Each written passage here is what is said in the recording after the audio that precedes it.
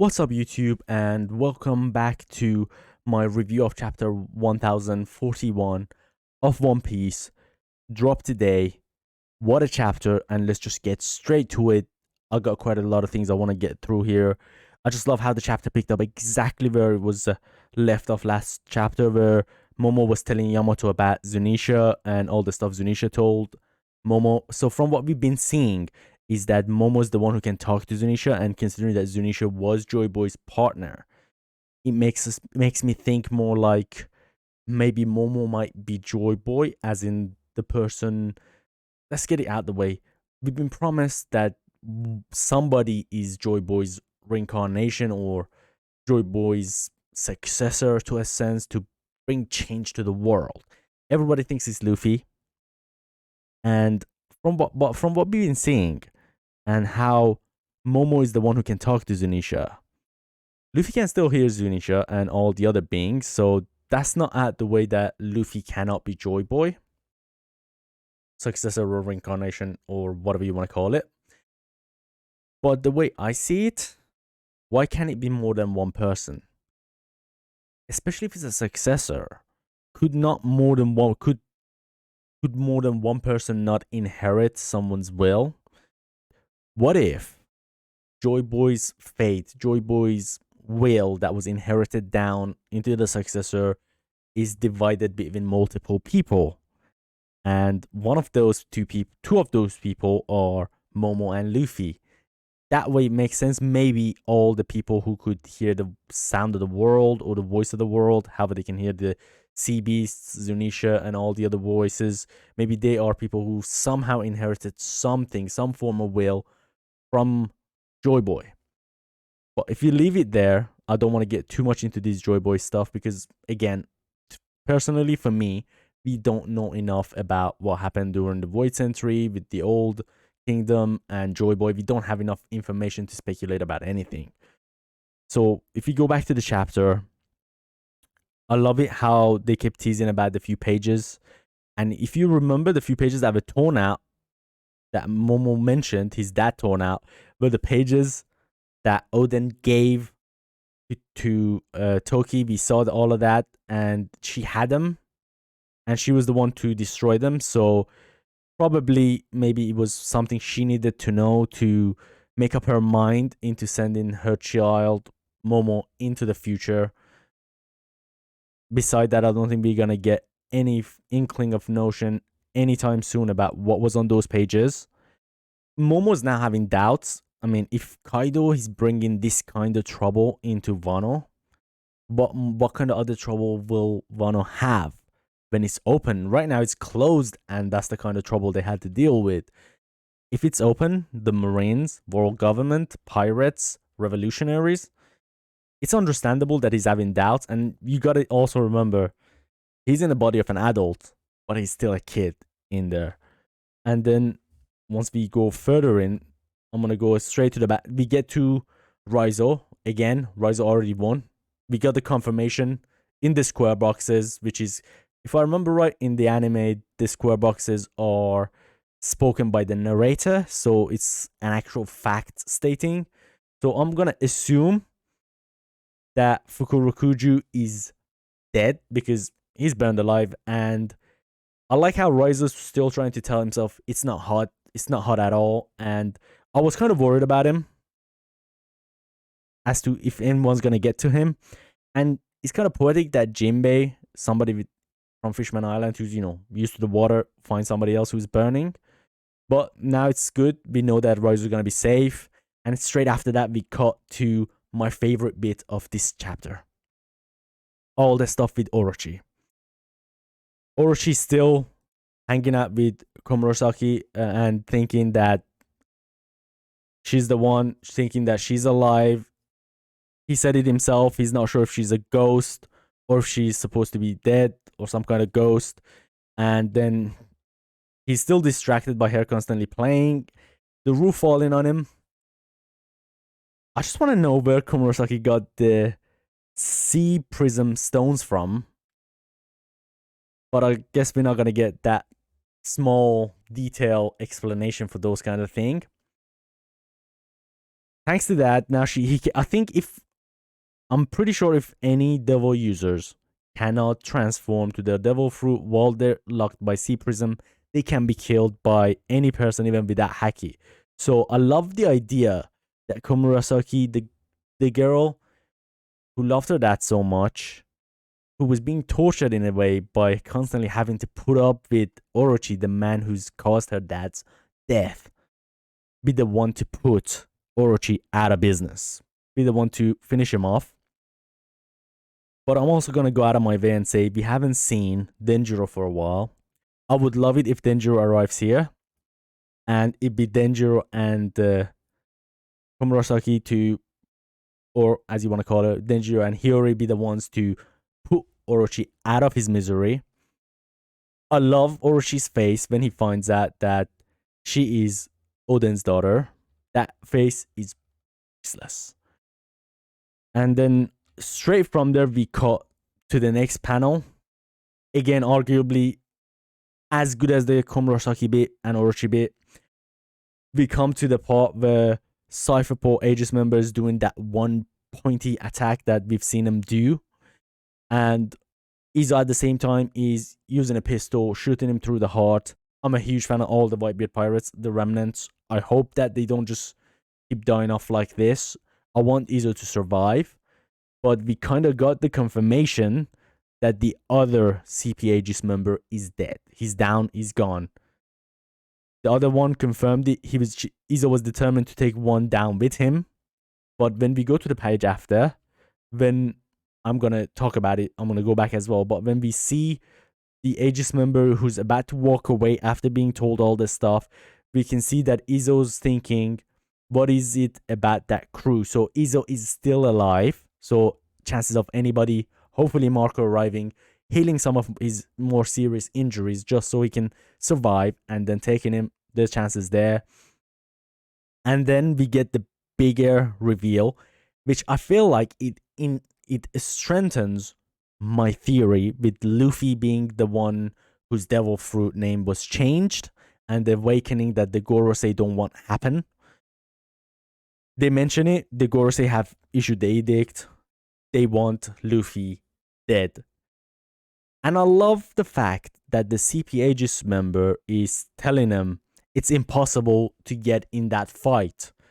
You gotta realize, remember, we saw it in the anime as well, it's already been animated now, and in the manga, when Roger and Whitebeard went at it, nobody could get close. It's the advanced Conqueror. I like to call it Conqueror armor because I feel like they wear their Conqueror haki around their body as an armor, so nothing can get close to them. Kinda in a sense, like Jujutsu Kaisen's Gojo's ability, in a sense. They wear it around them. So that clash, I don't think even a Cipher PhateAZ agent is going to be strong enough to get close. And I love the fact that they show Drake telling himself he can't die here with nothing to show for it, and he's pushing on. So I feel like that might be, we also see it on the panel on the right side, that Drake is forcing himself up, where the PhateAZ agent is kind of distracted with that conversation he's having, with him being relayed the order to attack Luffy mid-fight with Kaido. So I think maybe I would love to see Drake pull out the old school samurai move, you know, the one with the sword to the back of the person, through the back, through the heart. I would love to see that. But then after that, we just cut straight to Usopp giving order to Hamlet. I like that. I like that even though Hamlet honestly shouldn't be listening to Usopp. Usopp's not the one who gave him the dango, but I like the fact that they still listen to, maybe because Tama considers Usopp an ally. So maybe that also affects whoever Tama controls. Maybe they would also be friendly towards Tama's allies. So that might be a thing. Also, one thing I want to point out, in the panel straight down under, on page 10 to 11, straight under where Usopp is giving orders to Hamlet, Onigashima looks increasingly smaller. Not increasingly, more like interestingly smaller. I mean, a few chapters back when they first realized Onigashima has been lifted off the ground, it looked huge. Now it looks like pieces of it keeps falling off. Maybe by the end of Act 3, we're not gonna have any of the Onigashima left. The idea was for Momo to keep carrying it and then maybe move it away from any of the cities and let it drop there or put it back into the sea. But from the looks of it, it's like the further along it goes, the smaller it's getting. So are we gonna have any of Onigashima left by the end?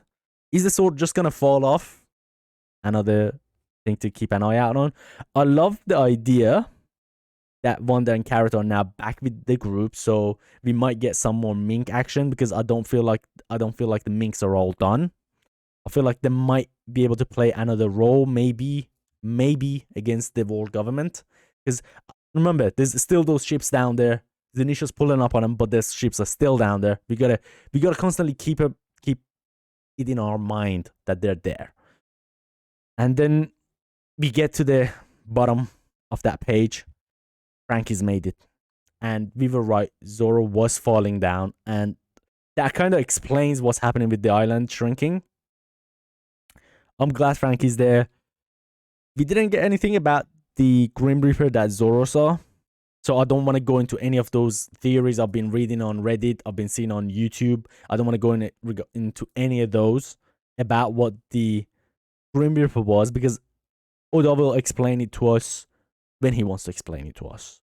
I feel like we're over 1,000 chapters in now. People should have realized by now.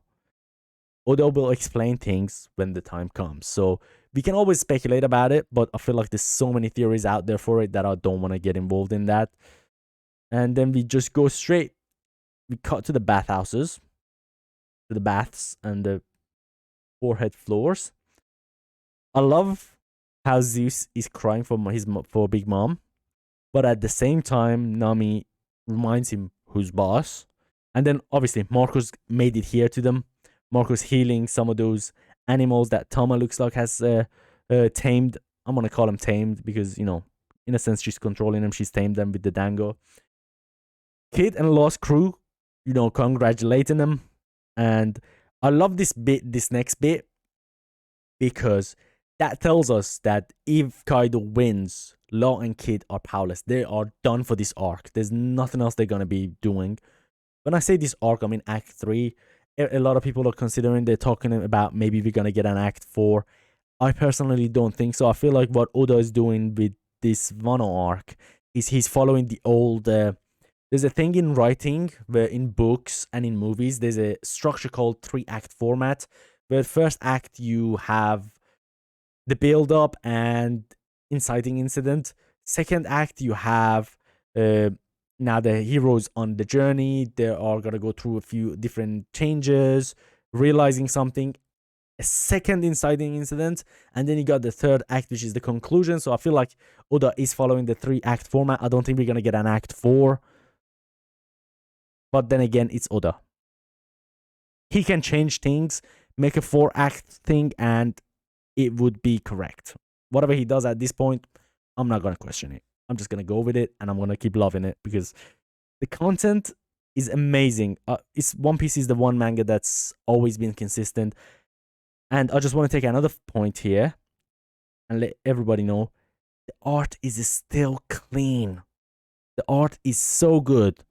After all these chapters, after so many years, just the detail in the background is still amazing. To this day, it still amazes me that Oda puts so much focus on everything to do with the panel. Not just the characters, not just the bubbles, not just the speech and the story, but the background. It's just beautiful.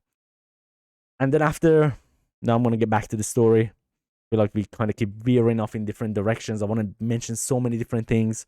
May have to start to write a script down for these videos and practice those scripts before I make them, so everything's in a kind of an order. After we get the confirmation from Hidden Law that they're not going to be able to do anything else, I love the punch between Luffy and Kaido, the fight. That kind of reminds me of, again, with the Whitebeard and Roger, how they went at it, how they were touching each other. That's exactly Advanced Conquerors. It just looks really cool. two people with their powers so strong that they can't even come to blows, but they will hurt each other nonetheless. And I feel like the way this chapter is ending, with it coming back to Luffy versus Kaido, that we're gonna get the remainder of Luffy versus Kaido, and we probably gonna get a flashback, as it was teased in this chapter again. Kaido realizes that Big Mom's lost, Lin lost the fight, and Luffy's the.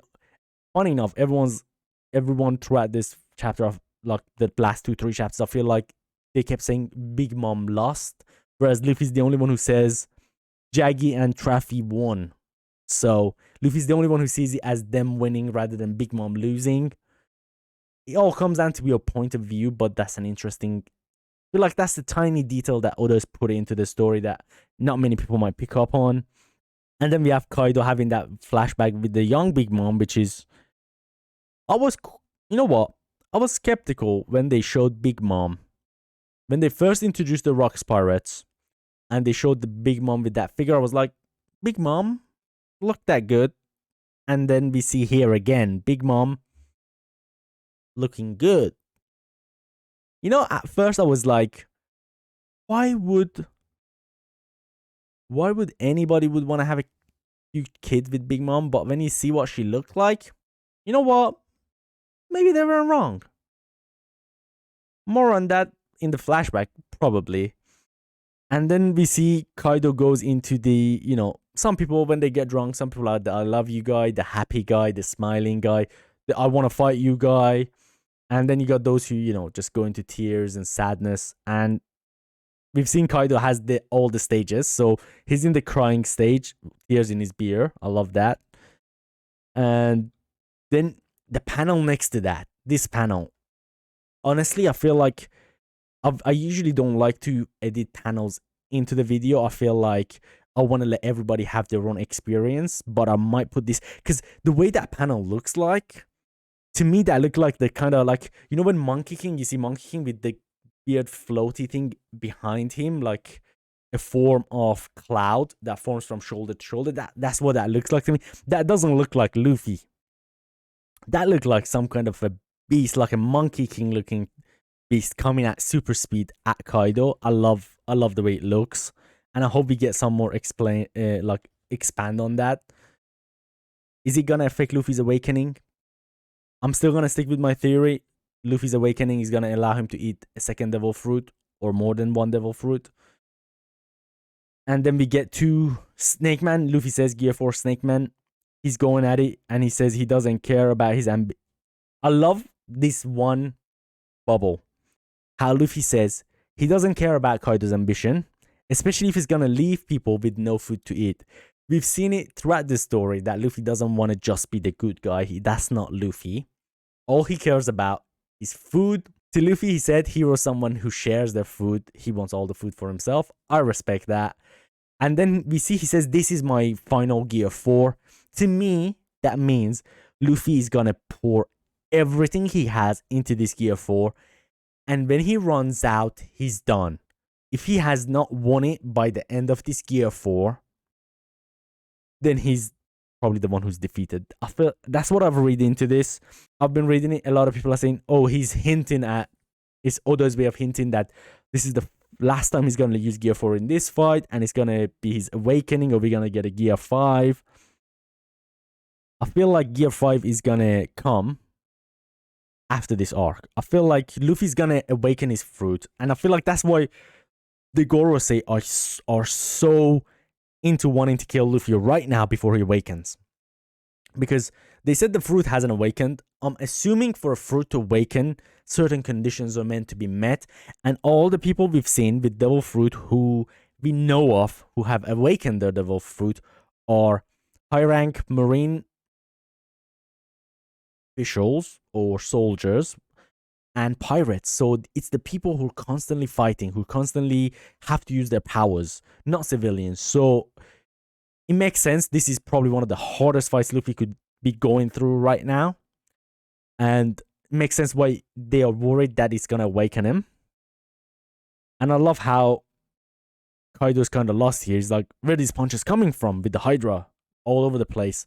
And if all of those punches are covered with the Advanced Conqueror or Conqueror armor, then gonna do some serious damage. And the last panel we get, I'm gonna drive you out of Wano if it's the last thing I do. So with him saying this is my final Gear 4, and if it's the last thing I do, he's betting everything on this Gear 4. That's my understanding of it. He knows about Awakening. Of course he knows about Awakening, but I don't think he knows he's about to awaken. I don't think that's how it works. Again, we don't know. But I do feel like they did say that Kaido's been, captured so many times, executed so many times, defeated as a pirate, but nobody could kill him. So I'm feeling like I don't think Kaido's gonna be spared. I feel like if Kaido's defeated here, he's not gonna fall into, because there's no way once he recovers, even if they put him in sea prism stones, cuffs or whatever, even if they put him in a room made out of sea prism, Kaido's still gonna be able to break out. So I feel like Kaido's gonna die at the end of this arc. That's my personal feeling about it, opinion. And I feel like the way he says, I'm gonna drive you out of Wano, it might be a hint at Luffy hitting him with the final punch so hard that he just flies out of Wano and falls into the ocean. I do want to see a big time enemy, somebody defeated, but then die because they have a devil fruit. Because from the beginning of the story, we've been told over and over, having a devil fruit will make it so you sink like a stone to the bottom of the ocean. And we haven't seen an actual enemy of Luffy, or I don't want to say an ally, because after what happened with Ace, I'm still feeling it. I still am angry about what happened. I still am sad, but I don't want any of his allies to die, but I do want to see somebody die from being thrown into the ocean, a devil fruit user. And that's it. That's my review of this chapter. What I think is going to happen, this bit I'm going to do for the next chapter and maybe the next 2-3 chapters. I feel like the next chapter is going to be a Luffy versus Kaido. I'm also glad that we are not on break. For the next chapter, I do feel like we're going to get the fight. I do feel like we are not going to get flashback yet. That little tease about the flashback might be, we might get it creeping in, like slowly as Kaido's keep getting beaten up, or more and more and more. He's accumulating more damage. He's coming closer to losing. He's just starting to see more flashbacks. But I'm going to leave it there. Drop me in the comment. Let me know what you think about this chapter. Let me know what you think about the Gorosei wanting to kill Luffy. I mean, it's impossible. They said it themselves. But let me know what you think about the whole thing. And I hope you guys enjoyed this and like this. If you did like it, drop a comment. And I hope I see you in the next video for One Piece. And as always, guys, take care.